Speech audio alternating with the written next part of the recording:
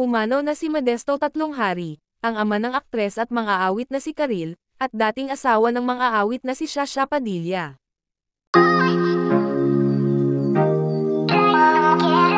Ang malungkot na balita ay ibinahagi ni Karil sa Instagram noong Linggo 11 ng Agosto taong 2024, kasama ang mga larawang kuha mula sa wake at sa Santuario de San Jose Parish sa Green Hills, Mandaluyong.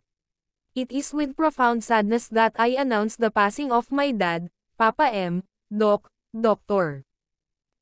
Moy, Tito M, wrote Karil. Nagpatuloy ang It's Showtime co-host.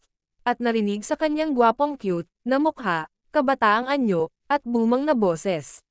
Magiliw na tinukoy ni Karil ang kanyang ama bilang isang mahusay na tao, palaging nagpapasaya sa araw ng mga tao.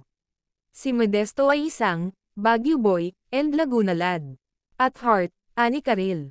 Batay sa paglalarawan ni Karil, ang kanyang yumaong ama ay may hilig sa labas, mahilig mag-picnic at mag-road trip, at mahilig maglaro ng basketball. Masaya, lagi siyang kasama para sa kasiyahan. Mataas ang attendance at talagang present sa mga school events, Karil remarked. Her father, Karil mused, was everyone's dream dad, and then added proudly, I was always lucky cause he was my dad. Nagpapasalamat si Karil sa kanyang ama sa paglalaan ng oras para manood ng 4 na theater plays na kinabibilangan niya, at pareho silang mahilig sa pelikulang Little Shop of Horrors. Nadudurog ang puso ko na hindi ko na siya makakasama kamakailan. But as my best friend, Diane, told me, our last moments together don't define the lifetime that I've loved him. I will always love him and miss him. Si Karil ay nag-iisang anak ni Modesto at Shasha, na ikinasal noong 1980. Naghiwalay ang mag-asawa, at ang kanilang kasal sa simbahan ay pinawalang bisa noong ika-6 ng Agosto taong 2003. Opisyal na tinapos ng korte ang annulment noong ika-3 ng Disyembre taong 2004.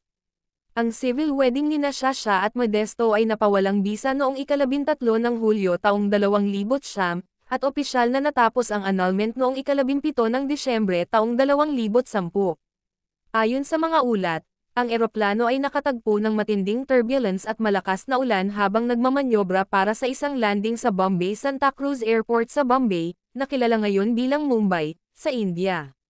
Ang eroplano, United Arab Airlines Flight 869, ay bumagsak sa Arabian Sea sa labas ng Bombay, na ikinamatay ng lahat ng 63 pasahero.